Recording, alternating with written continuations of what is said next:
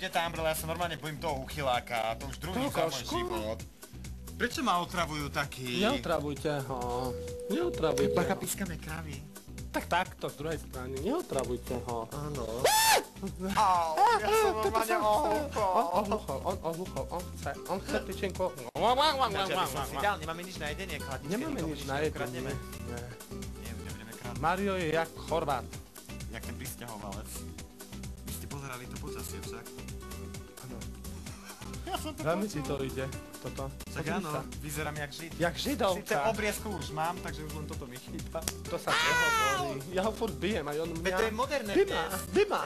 Ja to neviem. Žvi, že ťa to boli. A to ti chytím hlavu za uši a budem mu prieskať do perúna. Poďme. To pokazí je debil. A pozor, musíš do očí. Musíš do očí pozerať, ako pokazí je debil. Zrýchluj.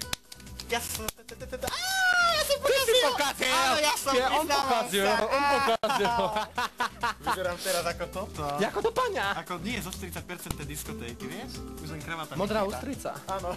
Poďme, hárky, Áno, tržba, pípa. pípa. Čo je pípa? Mario, ja sa pýtam lajka, čo je pípa. Pípa je také tenký otvor, cez ktoré keď sa s ním dlho hráš, ide tekutina. Aká? Niekedy aj hustá. Takže Tatra mlieko. Čo je tržba? Tržba je to, keď si nájdem niekoho ako za priateľa alebo za priateľku a je prachatý a on Čo ide... vás napadne na tému láska? Teba? Mňa majetok. Áno? Áno, a teba?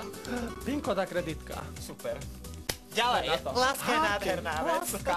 Hárky.